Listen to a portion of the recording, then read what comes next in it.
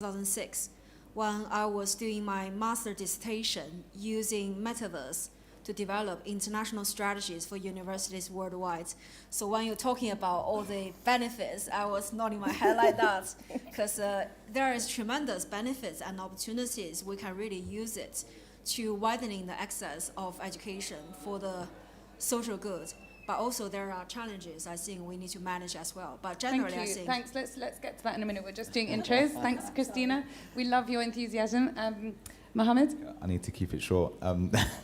So I'm the head of tokenomics at Animoca Brands, but I guess what's more interesting for me being here today as well was I used to be a classroom teacher for 10 years as well.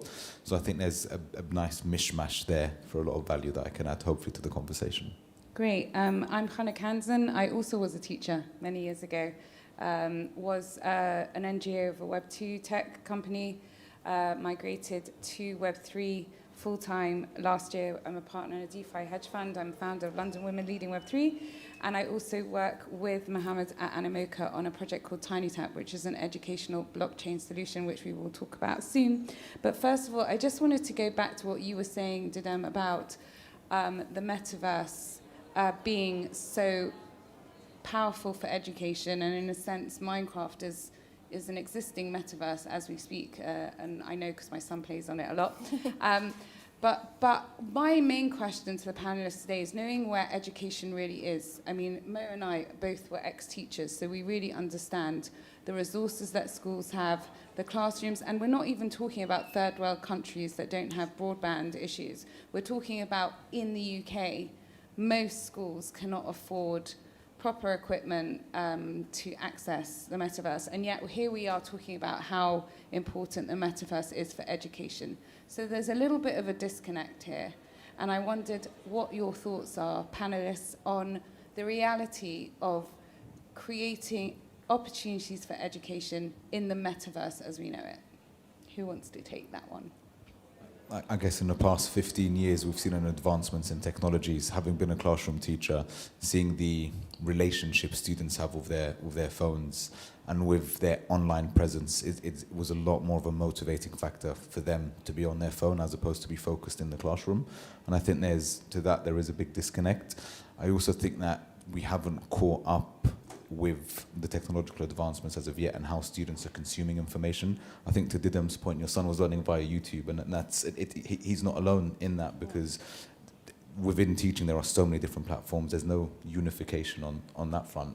So it's actually understanding that the current crop of the newer generation, shall I say, they learn in a completely different manner to the ways we were learning, where it's someone up at the front, here's an example of how to do something, here's another example of how to do something, and then go and reciprocate that 50 times, and that's you learning. That clearly doesn't work anymore, so we have to move forward with the times. Yeah, completely agree. I think, there are these education systems around. UK is not alone. By the way, in emerging markets, there's a startup called XR Global, which is doing phenomenal work, even in offline environments. But the point is, the students or the learners want to learn in the new ways. And whether the education systems notice that and stand up to the opportunity, or they resist it for however long, the river will only flow one way. I really believe you cannot force a person to learn when they are only open to learning in different media. Otherwise, it's just, it's a boring school environment, which we definitely want to avoid, right? And also, even for job, like, what's the outcome of a school? I think there's one other thing, apologies, I would like to add. Maybe the best way for this technology to spread is starting with universities, higher education, where it's easier in terms of logistics and so on, and then going to. And then the output of schooling is what? Finding a good job, hopefully that you're passionate about. Today, interviews are also gamified. I mean, so the systems, whether that's GCSEs or other countries' systems, they have to I was going to say that, like, GCSEs and exams are currently handwritten still, so there is a huge disconnect between the ideology that you're speaking about and the reality. Yeah.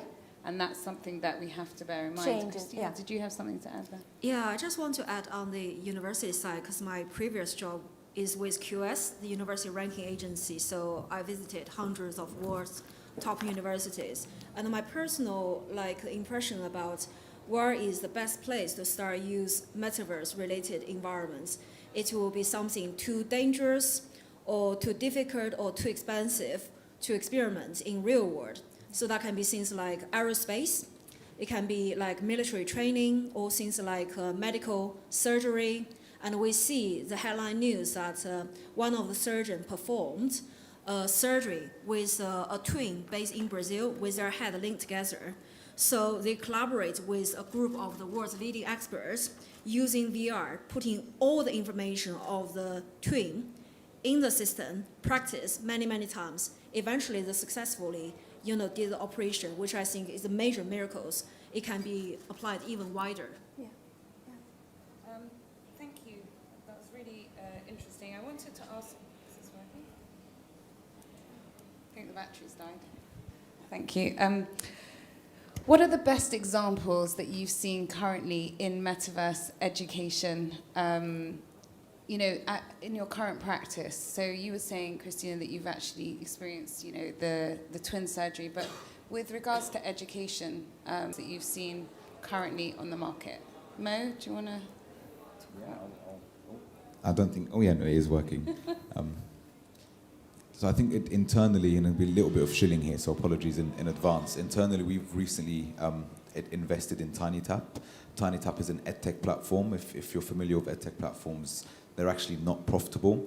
But what we're trying to do, what we've done with TinyTap is we've empowered teachers, and this is from a Web 2 perspective, without even going into the Web 3 aspect first.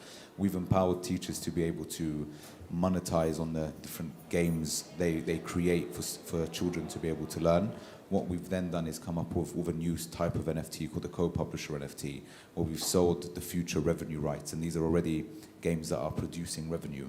And we've sold these as an NFT, where 50% of the NFT goes straight to the teacher. Now, the highest, we sold 6 as a proof of concept. The highest NFT raised just over $55,000. Now, if you're a classroom teacher and you're taking home 50% of that, $27,500, that's a statement. Teachers in industry are not in it for the money. Maybe for the holidays, definitely not for the money. It is for adding value. So that's a Web 2 concept that we've started to tokenize and add more value to. And then with the technological advancements and the rise of the metaverse, is then seeing how far we can take this technology forward. And I guess one other thing to add, just which I didn't manage to squeeze in earlier, a big issue we currently have in education is this idea of age. You have to be a certain age to learn something. Our learning trajectories are all different. And the idea of being able to learn in a metaverse is you might be anonymous, you might be pseudo-anonymous, you might be fully doxed, but you can learn at your own rate, which I think is something super powerful. Whereas in today's day and age, especially in the UK, there is no passing or failing until you reach GCSE to fail. So there has to be a change in our approach. Great. I also want to mention that the UK is really famous for apprenticeship. And we all know that apprenticeship is very closely linked with, industry-based learning. So a lot of simulations, using metaverse and especially digital twin can really enhance the, practical skills of the students on a daily basis, which I think could be tremendously powerful because everyone knows when I attend every single tech conference, the top one issue is shortage of STEM subjects, talents, and digital skills. And if we use metaverse-related, training to give students immersive practical skills to operate, on something which, as I mentioned, too dangerous, too expensive, or too, unrealistic to operate in real world, that can be really helping the whole society to drive the issue about the skill for the future. Sure, thank you. I think Mohammed and Christina gave great examples. Maybe there are a couple of universities that we as Microsoft feel very proud of in terms of the learning outcomes. And I kind of mentioned them in my presentation, so it's probably better for me to mention other examples. I do think the metaversities that are exploding literally in the US are all good examples, because when you look at the list of universities that sign up, They first set up a digital twin, and then the courses get added on. They have these huge libraries, the ones who started first, where students previously who couldn't actually even go to a university are able to advance in their degrees. They don't have to be on campus, but the campus is so impressive, the Metaverse campus is so impressive that they feel part of that community. I think that's very powerful. And it also equalizes, truly democratizes education, which is a side effect that is maybe even more important than the education itself. You don't have to go to Harvard in this scenario, because you're really uplifting many other institutions' I think learning outcomes. That's so true, and I think as you were speaking, I was also thinking about the diversity and the inclusivity Yes. that appears in the metaverse, because I was speaking actually last night to a group of people that presented to MIT, where the teacher could really take any form at the same time and teach around the world. So if they were teaching to maybe an Arabic population, they could wear familiar clothes so that the children or the students would feel familiar with the teacher, and at the same time be represented in a completely different way to other students across the world. So the idea of really being fully decentralized and inclusive, and that diversification aspect is something that perhaps we didn't even think about, right, in formal education structures, but that's what the metaverse allows. We really can think out of the box. Did you want to say something, Christine? Yeah, it just reminds me of a very powerful case study, because a lot of people will say, 1/3 of the global population is still suffering from the digital divide, where they don't have access to the internet. But there is a top university in South Korea called KAIST. And what they have been doing is they are setting up a virtual campus, in Nairobi, in Africa. So what they are doing is they're working with the local governments and local communities to set up both a virtual campus and a real campus near Nairobi, and using, metaverse-related technology to reach out to the local community, especially those from very low socioeconomic background, people who don't have access to high-quality education, to benefit from the local community and to flourish, which I think, if we can follow that kind of models to support, developing country to have more, better skills and better labors in place, that can really help to bridge the digital divide we are all very concerned about using metaverse. I think what's super interesting is we're using the new technologies available to us to try and add value to existing infrastructures, but we really have an opportunity to shake up the existing infrastructures. The biggest challenge we have is education is rooted, I guess it's one of the, how can I put it? It's just rooted so deeply for centuries. I mean, a lot of the content, I have 2 degrees in mathematics and with a maths teacher. A lot of the content that's taught in mathematics has been the same. I guess a quick question for the audience. How many people left schooling at 18 and knew how to balance a balance sheet? Yeah. Okay, not a single hand, wow. So, yeah, so then that's a big problem, because we're not equipping our students to be able to actually function in reality. We're giving them all of this amazing content, and it is still important to learn maybe some of the outdated stuff for the transferable skills that you get, but we're not equipping them to be able to function in today's society. And we wonder why there's such a big disconnect from students leaving education, coming into the real world and realizing, actually, I'm not equipped for the real world. And I don't have any data right now, but we've also seen a rise in depression. We've seen a rise in mental health illness. There's so many more things associated to this, that it's a wider issue for me as well. So don't you think that is almost a difficult thing to balance with talking about going fully into the metaverse? How do we balance mental well-being of the kids, them being incentivized? We've heard all the success of the metaverse and the incentivization and what it can do for education. In an ideal world, we've also discussed the challenges, the fact that there's a lack of hardware, the fact that there's a lack of funds, there's a lack of will from teachers to even look at it, and possibly parents. But also there is a mental health pandemic, right? We've just gone through the pandemic, and we've seen I don't think we can say full success of online education. It was an experiment. There were success stories, there was a lot of failures and a huge mental health crisis as a result. So sitting here as people that are advocating, and we're all working in education, in the metaverse and in blockchain, how are we going to balance that in terms of encouraging more and more of the educational experience to be online? Anyone want to go for that? Sure, I can try. First of all, I do want to clarify an important point that maybe I should have clarified an hour ago, which is my personal belief is that at least for a long while, we won't be and maybe shouldn't be just fully just metaverse education. I personally wouldn't want that. I wouldn't want that for generations to come. Because education is relationship. It is the connection, the human belief, trust between the teacher, instructor, and the learner. And I don't think that will go away any time, hopefully any time, but definitely not soon.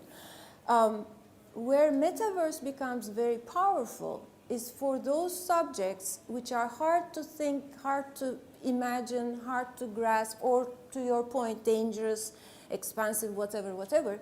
It's a complementary tool, and sometimes for those remote students who can't expensive to study or whatever, it democratizes the chances of doing better in life. Now, there's another important thing I learned from a partner, actually the CEO of a partner that I spoke with last week. He said he actually leads a company in emerging markets like Nairobi. He works with the UN and Asia Development Bank and so on. And he was saying, we take this content, the traditional content that would normally take 6 to 8 hours to teach. When we convert it to metaverse, it's only 4 to 5 minutes. The student can learn the same topic because it's 5 sentences or whatever. I mean, not 5, but you know what So when we start collecting the outcomes of such important research, we will see the picture much clearer. I think the important point is mental well-being will always be important, and there are times where metaverse will help mental well-being, and there are times we will, of course, have to stick to our friends and teachers for that support. I think what's super interesting is when we talk about education, what we don't talk about is assessment criteria.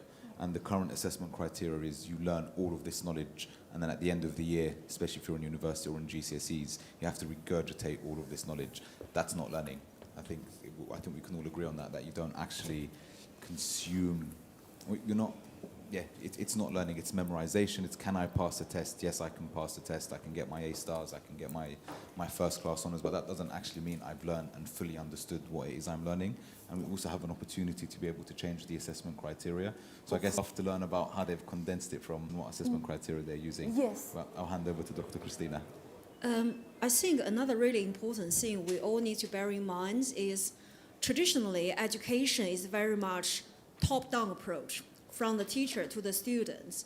So the student is almost like a passive recipient, where the beauty about metaverse and blockchain and all the related technology we're talking about today is about bottom-up decentralization and empower people who do not have a voice to have their voice being heard clearly. In the world, I think a major trend in the education space is called prosumer. So students as producer as well as consumer of the education process. So it's not traditionally just one way, top down.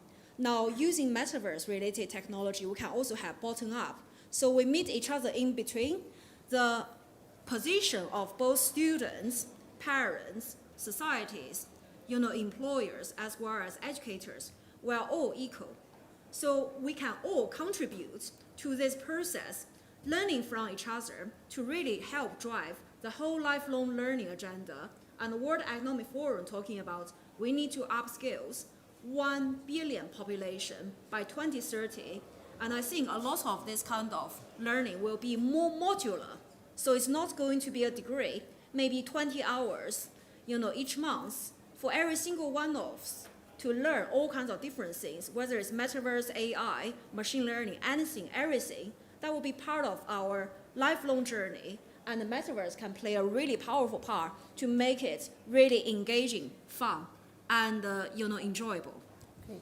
Well, I think we've heard today of brilliant examples from Microsoft, from Animoca with TinyTap, which is, I think, transitioning from Web 2 to Web 3 and earning tokens and revenue, so that's an interesting model as well. And Christina so eloquently putting the use cases of the metaverse in education, and this idea of bottom-up is very relevant, and thank you for so eloquently putting it. I think, are we at the end of our time, or do we have a bit more time? If we have a bit more time, do we have any questions? Yes, from the... That's exactly where I was going to go. So any questions from the audience? I shall just go and grab one of these microphones. Yeah, I'm not sure if they work. Is this one working? Is this one working? No. Is this one working? No, I'll tell you what, I'm going to steal a little mic. Thank you. Thank you for demonstrating the bit of selfless mic sharing. Here we go. Thank you so much. I'm really interested in the application of real-time language translation, particularly for education. We use it in kind of governments and cities and try to help that, and obviously it'll come into education too. Has anyone got any experience of that they can share with me? Go for it.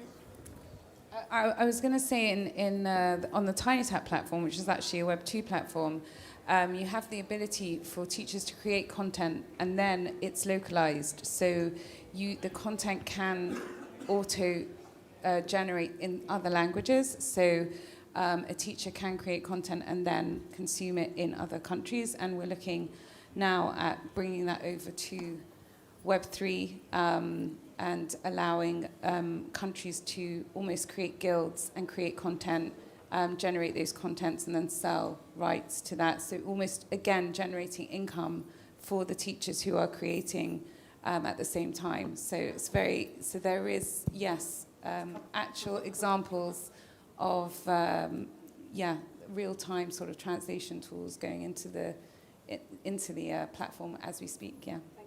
I can add a point there. So 5 years ago, I was speaking at the China-Japan University President Forum. So one of the questions many Japanese presidents and Chinese presidents said, why do we all have to publish our journal paper in English?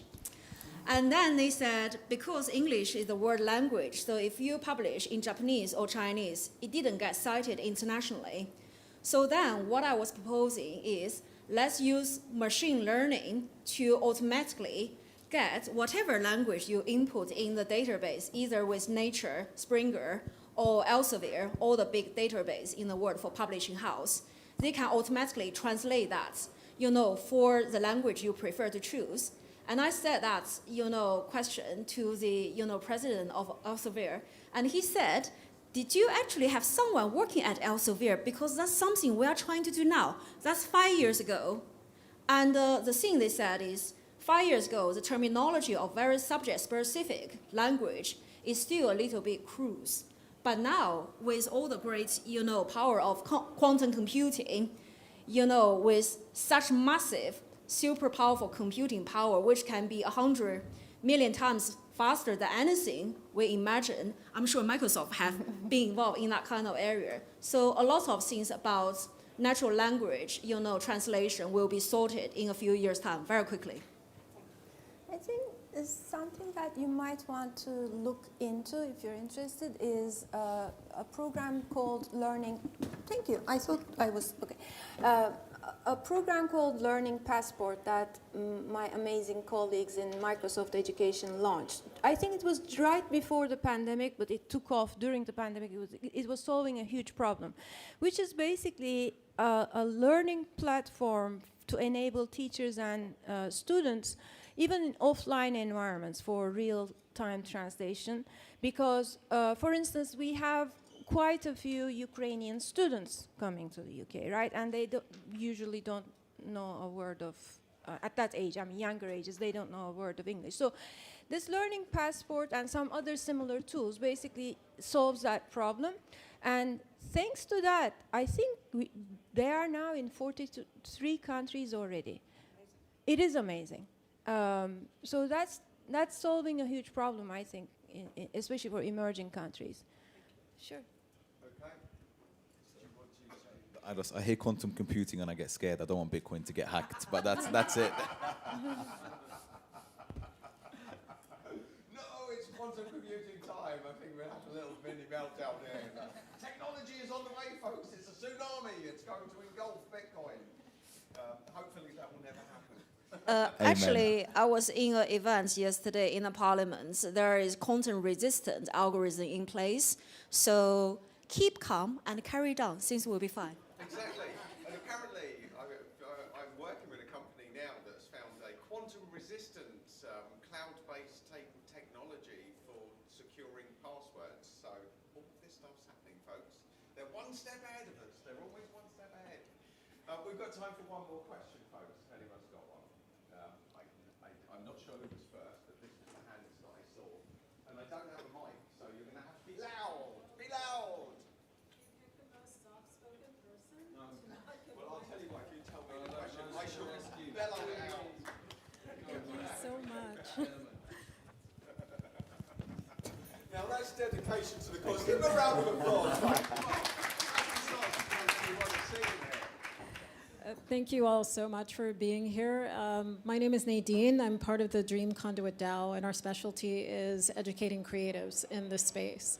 And my question for you is there an initiative, or have you seen anything where educators, current or future teachers, are being educated to teach in this space? Good question. I think it's a super interesting question. I think we're still early from that perspective, so things are slowly forming. I also think when we speak about education, it comes in many forms, and when we talk about how to educate people, one of the best ways is via peer-to-peer learning. So I think especially within adults, I guess we think learning stops once you leave education, but we never stop learning. And there needs to be a mindset change so we can continue to learn and grow over time. So it's happening, but I'll pass over to the other panelists who might have Sure. some examples. Thank you, Mohammed. So if you would like to directly mail me or find me on LinkedIn, I'm happy to share all the resources, but there are some phenomenal, absolutely phenomenal communities out there. Educators in VR, for example, is a global community to share best practice. And there are a few others similar to that, thousands of people already collaborating. And then one thing that I personally am doing myself and find the University of Nicosia's completely free Metaverse 12-week course. It talks about NFTs, Metaverse, and so on, if start. And next year they have a degree launching. So it's very possible, yeah. And it's all in English, of course. Online, free. All the sessions are recorded. If you miss them, it's completely on our own time. There's also Ed3 DAO. It's a DAO structured, based in the US, formed for educators that has NFT access and is doing really great things in the space. ISTE, I think, is going to have, which is the largest educational gathering in Texas, will have definitely, I think, a Web3 focus this year. So it is coming. There's lots of resources and lots of communities gathering. Even the creators on the Tiny Tech platform are sort of helping each other navigate this as well. So lots of, like Christina said, bottom-up communities helping each other to navigate this space.